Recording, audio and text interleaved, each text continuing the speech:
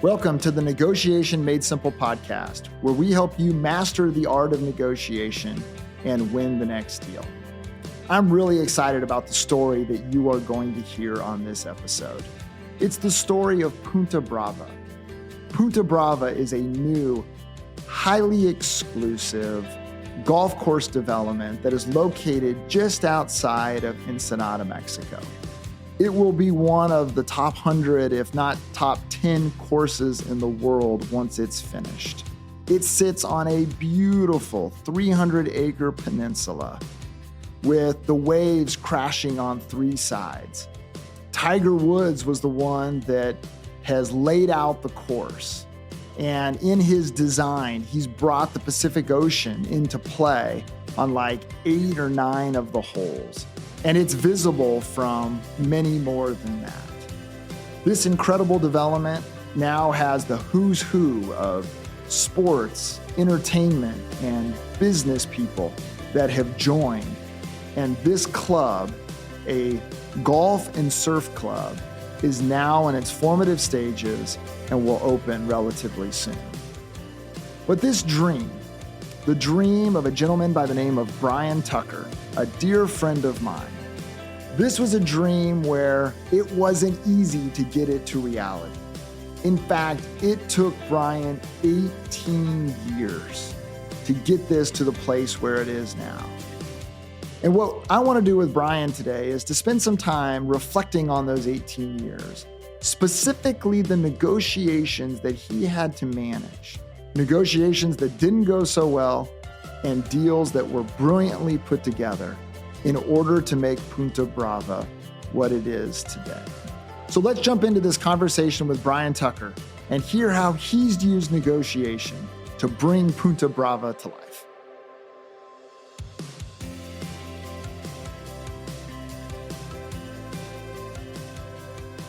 So you've got this spectacular piece of property surrounded on three sides by rocky kind of Pacific Ocean cliffs and coastline. Tell us how you found this particular property. I think that's an interesting story.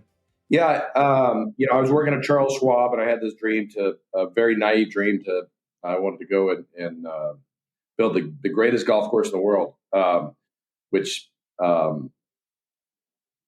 most of the greatest golf courses in the world in the top 10, top 100 were built 100 years ago. But nevertheless, I resigned from Charles Schwab and went after this crazy idea and found what I felt was the Mona Lisa, the Holy Grail, in this property, and tracked down the landowner. And the second thing out of his mouth was, "Hey, kid, if you're here for the land at the end of the point, it's not for sale. I've owned it for 50 years and I'll never sell." Yeah, the negotiation had begun and his position was quite clear. Yeah, I completely failed at getting him to sell the land. I earned his trust and his family's trust, and we had a great relationship. But he never sold the land, and he was 80 years old. I was 30 at the time, so we had 50 years in between us. Maybe I was like, he's a Mexican in Ensenada. Maybe I was the gringo son he never had. I don't know. And he lived to be 93 years old. One point we did we tried a joint venture early on, which didn't work. But after he passed away, his kids said, "Hey, listen, we know you loved our dad. We know you're going to do something to honor his legacy with Punta Brava, and we'd like to sell you the land." And I was like, "Oh, finally." I think it was 2006, 2000, maybe like 13 years, investing into this relationship, hoping that this moment would happen, and it finally did. I was thinking, great, and then they said, "So we'd like to sell it to you for $80 million. I was like, "Oh my gosh." So the father, his opening offer was, "I'll never sell," and he stuck to that. 13 years later, the opening offer was 80 million, and all cash, all upfront, no terms. So that's what I had it, and I had to figure out an alternative, and I had invested every dime I had into Punta Brava, and so I had the golf routing plan, which is the skeleton of the golf course, the first phase of a golf design from Tiger Woods, a master plan, permits, engineering, architecture. I mean, I had an actual project that I'd gone all in on, and then hoping that the state would happen, which it did, and then it was 80 million. So they sort of took all the value that I had contributed to making this project a reality, on their land, and were selling that value to me for a huge premium. And so what I had to do was figure out how to take the project and the value away, and convince them that I'm just buying your raw land. That's it. So my best idea was I had brought on a Mexican capital partner, and I told him to send your CFO. Don't come, but send somebody. And we spent a few days in San Diego preparing for this meeting, and I said, listen, there's going to be this moment where you're going to say, listen, we love, and then you're going to list all the things that you love about Punta Brava. And it's the exclusive, golf club concept. We love Tiger Woods design.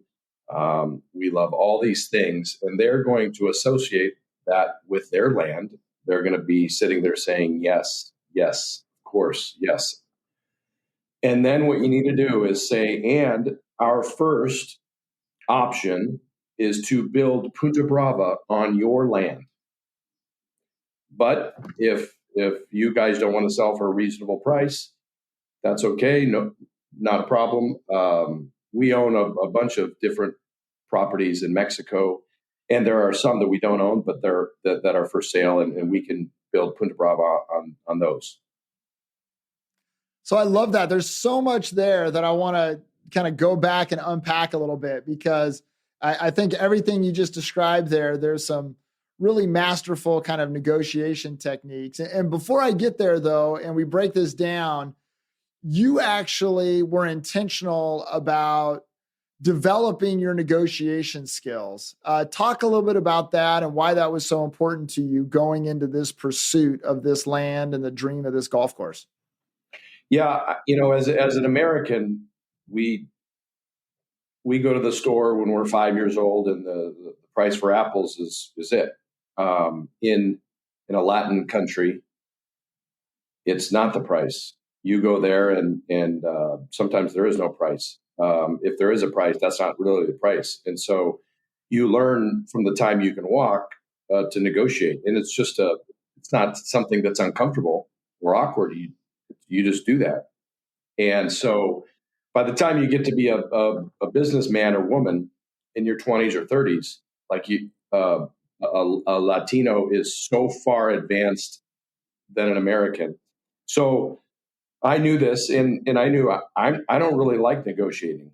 You and your dad, find it fun, John, but I don't like it. And so I decided to get a master's in dispute resolution at the Strauss Institute at Pepperdine Law School, which your dad founded, and because I needed all the help I can get,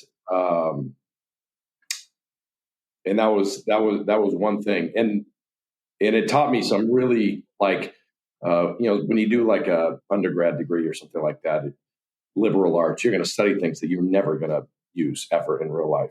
In fact, maybe most of the stuff. The stuff was a lot of it was really applicable.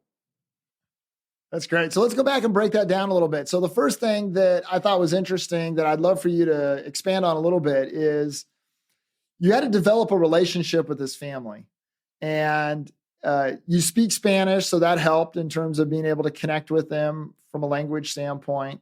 But you also spent a lot of time at quinceañeras and other, kind of events and moments to where you could build relationship and build trust.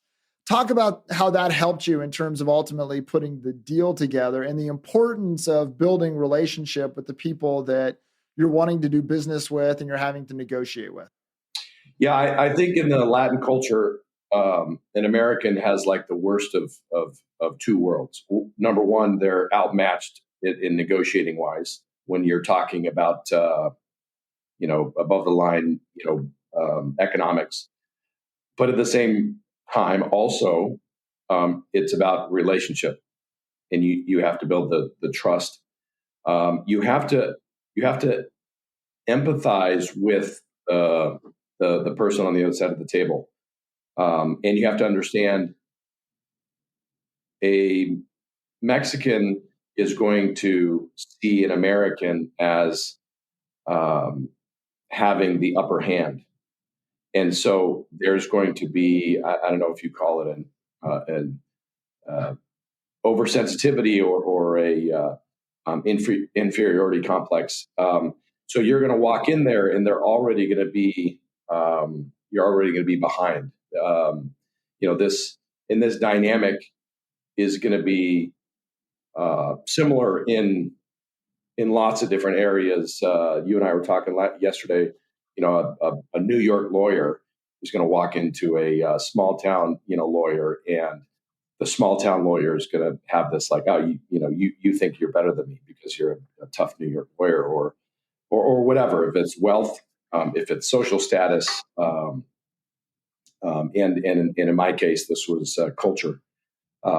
So I had to understand that and actually care about it, empathize with it, and so the currency or investment I needed to make was time.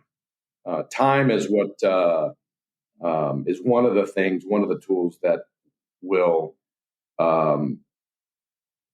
balance out the perceived upper hand.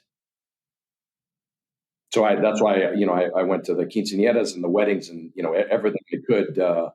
I would bring my boys down there and spend time with their kids and grandkids. Yeah, I mean, that's huge in terms of in so many dynamics when it comes to negotiation. Yeah, it's not just totally even in terms of the power dynamics at the table. And that's true in business. That's true in a wide variety of things. And so, I love this idea. And I think it's really important to say, investing the time in the relationship in terms of trying to break down, because so many times those things are actually perceived. They're not real. And, so many times the New York lawyer is not trying to be better than the lawyer they're working with in the small town, but there's that perception. And so you've got to overcome that perception in order to get to the place to where now people will be willing to engage with you and willing to do business with you. And I love your idea in terms of describing time as a tool and connecting relationally. It helps break down some of those barriers, some of that skepticism, some of those perceptions that may not be reality, in order to kind of make that happen. The other thing you did that I thought was so brilliant was, as you were negotiating with the family, you created options and you developed alternatives. And so what did that do at the table in terms of the leverage that you had by having those alternatives ready to go through your preparation process and being ready to put those on the table in order to be able to drive down the value of the land? It was very significant, and the CFO who came down delivered it really spectacularly. It was sort of like this new perspective on all those things that Punta Brava was and ripping them out of the association and value of the land. And so it took a couple more meetings for them to like understand that for them to like fully comprehend that. And um, and eventually we got down to about half of the price that they wanted. That's great. That's great.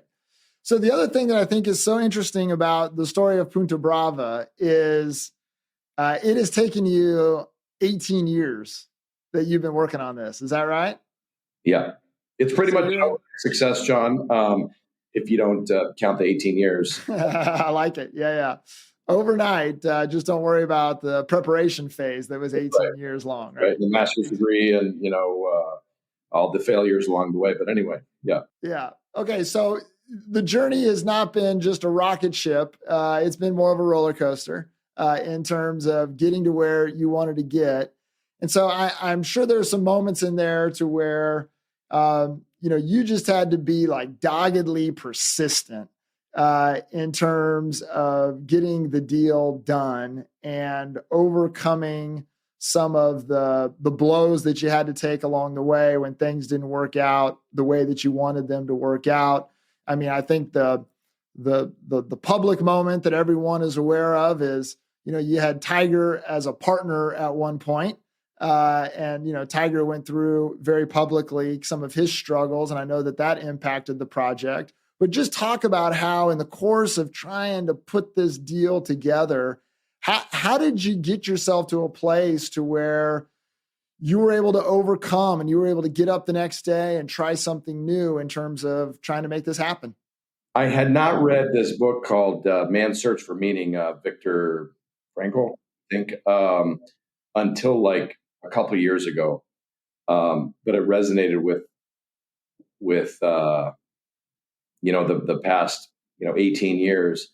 I felt like a lot of entrepreneurs feel. I felt something so deeply that nobody was going to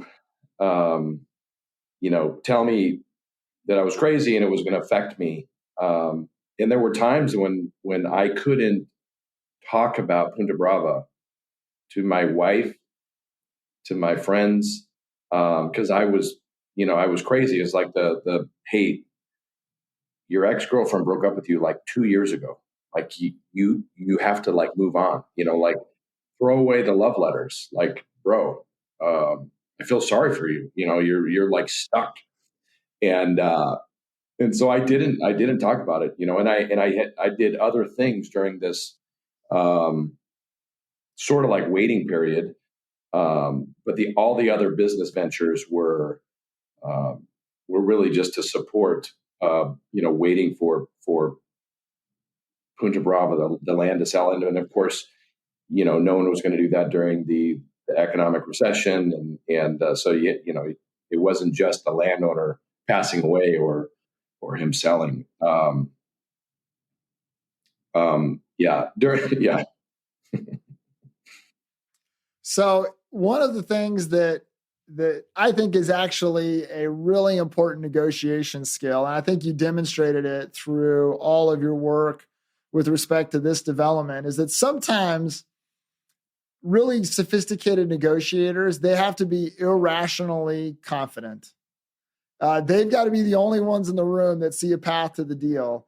And when everyone else says this is impossible or this isn't going to happen or you're crazy, they've got to be the ones that are like, I know, but I just see the path. So let's go at it again. Talk a little bit about this notion of irrational confidence and how has that helped you persevere and get this thing done? Yeah, the irrational confidence is something that you don't have to convince other people. Like for me, I kept it deep down inside for many years.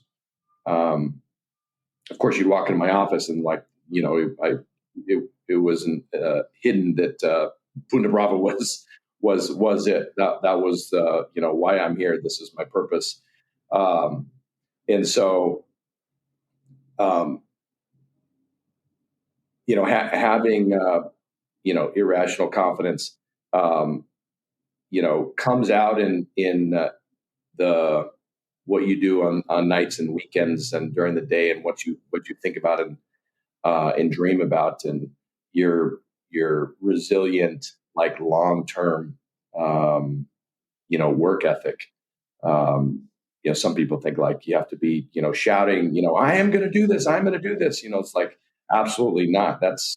Um, that's just, that's just words, um, but the grinding out, and the never quitting, is what every entrepreneur, has inside them, and that's what keeps them going during the, like, you need to close this business. It clearly has failed.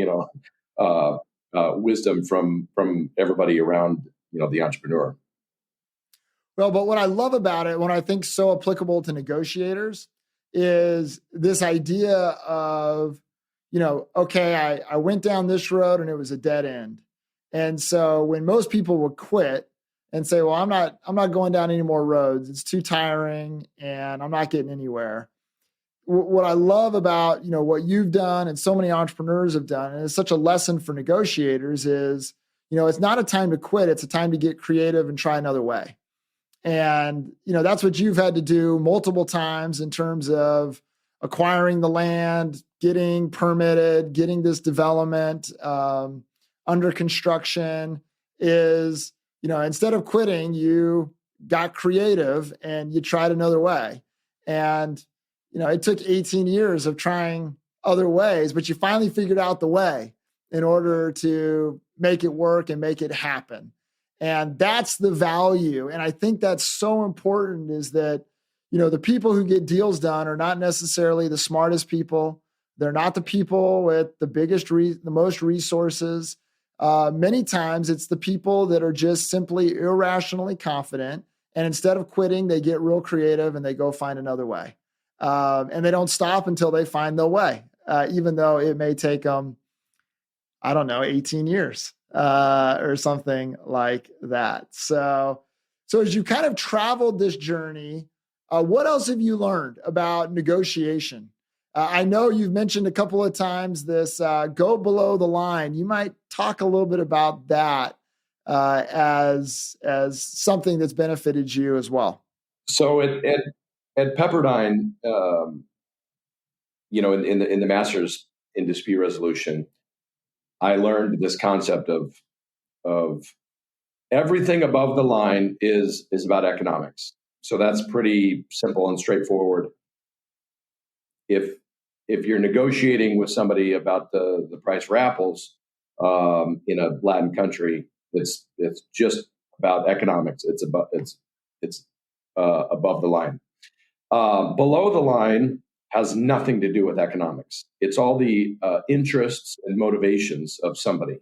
So when you get into a more complex negotiation, many times it's not about the price. So, and most people are a lot smarter than I am. I'm really slow. And so think about, for the first 2 years in negotiating with Mr. Gonzalez about his land, and he was saying, I'm not selling, I'm not selling. I thought he was negotiating. I was just thinking about it was all above the line. And then I realized the light bulb went off, that, like, oh yeah, maybe it's not about the money, or maybe it's not all about the money.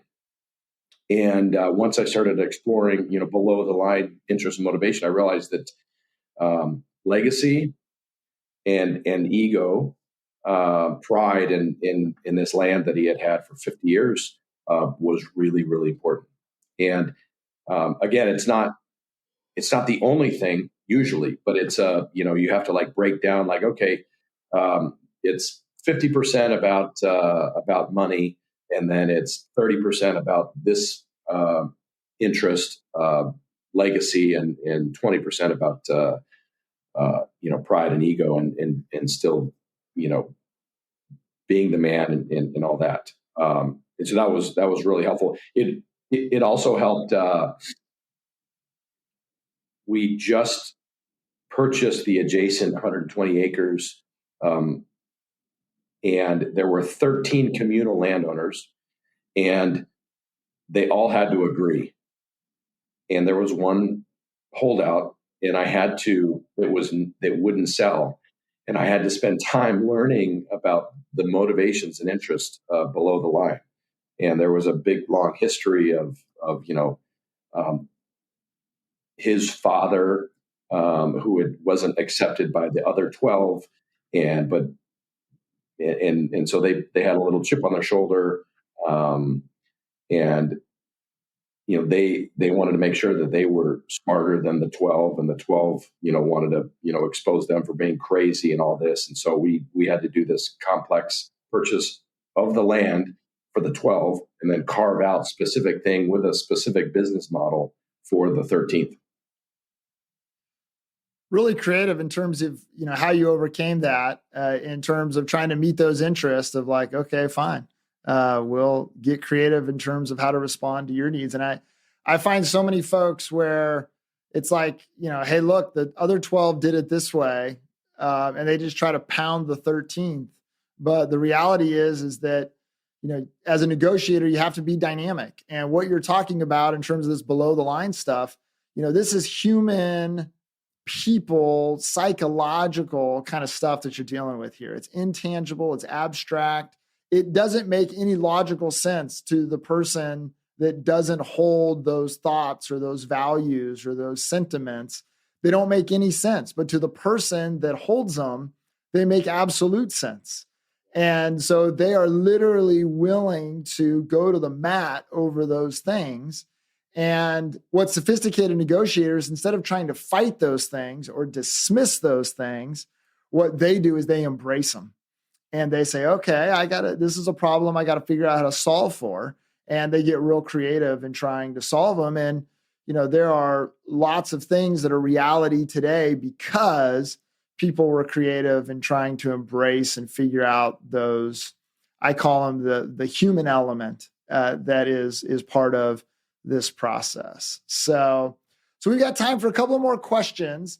And then, maybe we'll do a little rapid fire in terms of just getting some of your blink thoughts on different issues around negotiation. But before we go to that, what I'd love to do is just kind of hear if you were talking to Brian Tucker 18 years ago, as you were, I knew that Brian Tucker, and that Brian Tucker wore jeans and a leather jacket every day and was, running around Southern California.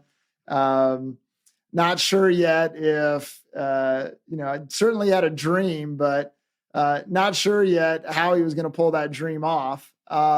What would you say to yourself? Buy Bitcoin. I think you predated Bitcoin, my friend. Yeah. You're an older man. Bitcoin wasn't even a thought then.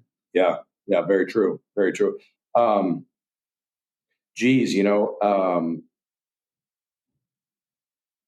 was thinking this morning after reading an article from Harvard about the risk associated with not going all in on something. And they're saying what you typically do is try to mitigate your risk by not putting all your chips into your entrepreneurial idea.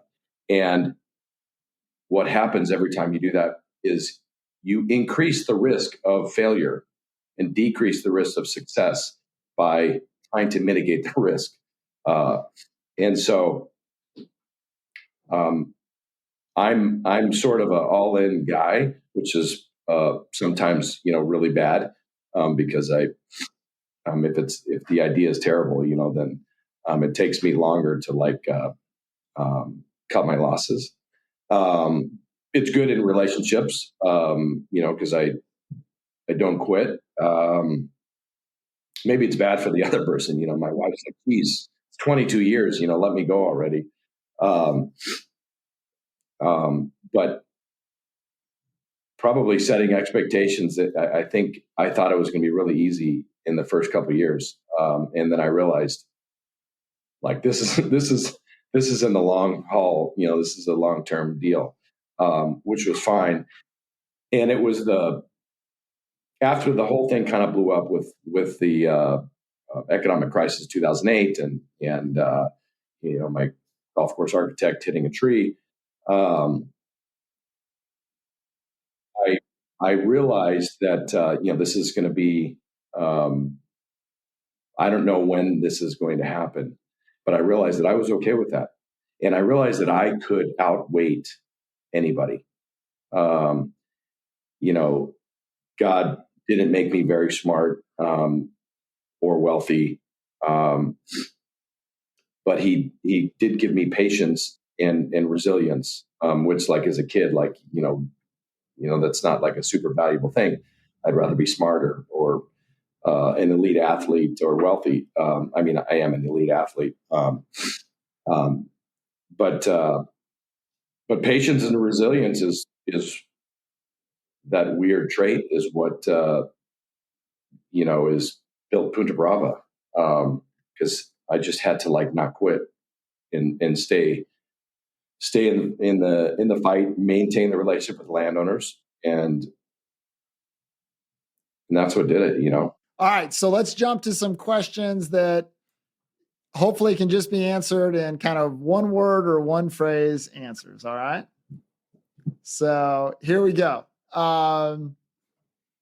Most influential business book that you've read? Good to Great. Good to Great. Excellent. What would you say is the most effective negotiation tactic that you've used or you've seen over the years? Pretending like you care the least. Oh, that whole idea of whoever cares the least has the most power. Yeah. Okay. And you talked about some of that where you employed it. Well. She does this. Sonny does this really well. Yeah. Yeah. So naturally more competitive or cooperative? Oh, cooperative. Yeah. Cooperative? Okay. Well, wait, what's the question? Are you naturally more competitive or cooperative? Cooperative. Yeah. To a fault. You're much more cooperative. Oh, yeah. Okay. Off the what's that? Off the athletic field, Yeah. Who has taught you the most in terms of the entrepreneurial journey, and what was one thing they've taught you that's been really beneficial to you? Donald Trump wrote the book. I forget what it was about, but and he talked about like being straightforward with what your interest is, and that sets up a negotiation for honesty and transparency, and it's quicker. Sometimes we try and hide like if there's 5 terms and we try and hide the one that's really important and be like, I don't really care about that, because then we're afraid they're going to utilize that one against us. And I always try to make up for my lack of great negotiating skills by sometimes, thinking I should do that. But anyway. All right. Golf handicap. Geez, 17. Yeah. Someday. Like a true golf course developer, man, playing a 17 handicap. I hope you built some forward tees at Punta Brava for hopefully something we can play someday. Yesterday I was at 16. We got about half the golf course grassed, and so we can play on 16 and 17 and 18 are all have over ocean carries. 16 is a par 3, and we were hitting balls there. There were guys, they were still kind of like walking around, and I hit one, like he was right in the middle of the green, and I hit him on top of. He was wearing a hard hat. I hit him like right on top of the head. It was awesome. Yeah, it was like the greatest, luckiest shot of my life. Good deal. Well, Brian, thanks so much for your time. Thanks for sharing a little bit of your journey with Punta Brava. We're excited about hearing more about it as it opens and as your membership builds out, and wish you all the best in terms of this phase going forward as far as all of the opening and the launch and all of that. It's really, really exciting. And your journey and some of the lessons that you learned are so valuable from a negotiation standpoint in terms of helping people on that journey. So thanks for taking some time today to be part of Negotiation Made Simple. Thanks, Sean. Well, what an incredible story. I mean, one of the lessons of this story is just Brian's perseverance. I mean, 18 years working on the same project. You don't do that unless you have tremendous passion. And you could see in this interview Brian's passion and his willingness to just overcome challenge after challenge in order to make this thing a reality. But it wasn't just passion that got it done. It was also skill. And there was a couple of things that I think Brian said that really remind us of skills that are critically important in negotiation. One of the things that Brian talked about, especially dealing with the landowners, was the importance of building a relationship with the people that we are negotiating with. Taking the time to dine with them, to get to know them, to get to know their families, to understand how they view life and what motivates them. Those were critical in terms of Brian connecting with the landowner and the landowner's children and finding a way to meet their needs so that he then could acquire the land to build Punta Brava. The other thing that I love about Brian that I think he teaches us is the importance of creativity. So many moments here where the normal person like me probably would have just quit and given up. But Brian didn't. Brian was the one who said, no, we're going to figure this out. And instead of stopping, he just looked for the next path, the next way in which to get the deal done. And as a result of that, he got more and more creative. And it was his creativity that ultimately is what delivered this deal. And because of that, Punta Brava is going to be one of the most incredible golf courses in the world. So I hope you've enjoyed this story, this entrepreneurial journey of my friend Brian Tucker in building Punta Brava. From it, we can learn a lot that I think can apply to the deals that we're negotiating today. Thank you for listening to Negotiation Made Simple, and we look forward to seeing you on the next episode.